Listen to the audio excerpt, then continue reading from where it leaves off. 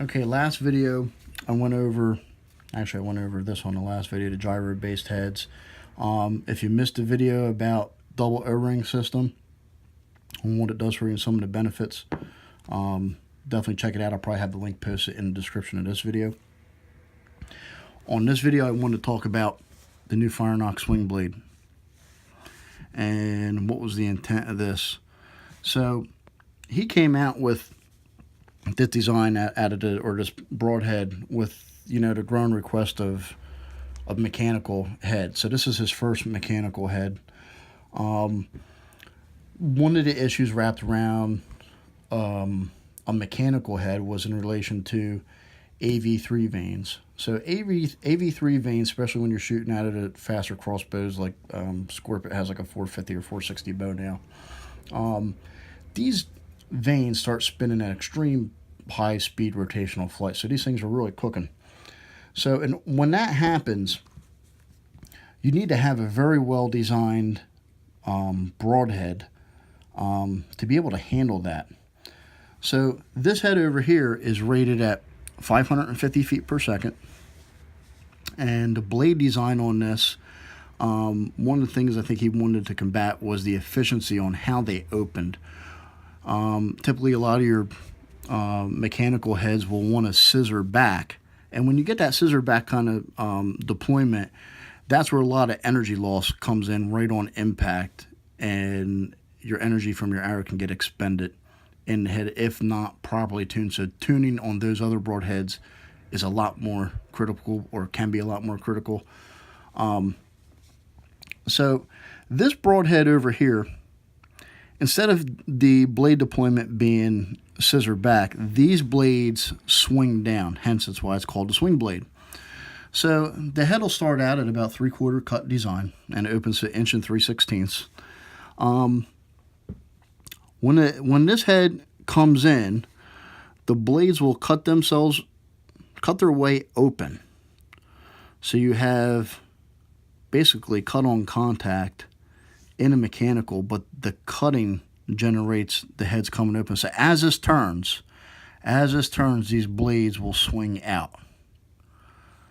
Okay, that makes for very little efficiency loss on impact versus the blades deploying back or like a scissor back effect. So theoretically, these blades are to, with this head design, is to act like a fixed head or close as possible to it, still being a mechanical head. And that becomes a really efficient mechanical head. The blades do have a failsafe. So, I'll get a better picture in here. There's still a 3/4 inch cut diameter.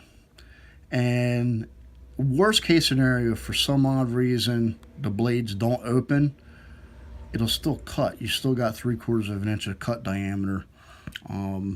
And, you know, even being small like that, but still having cut is real good penetration. So, there's a lot of benefit into how this blade actually works and the function, the intent behind it.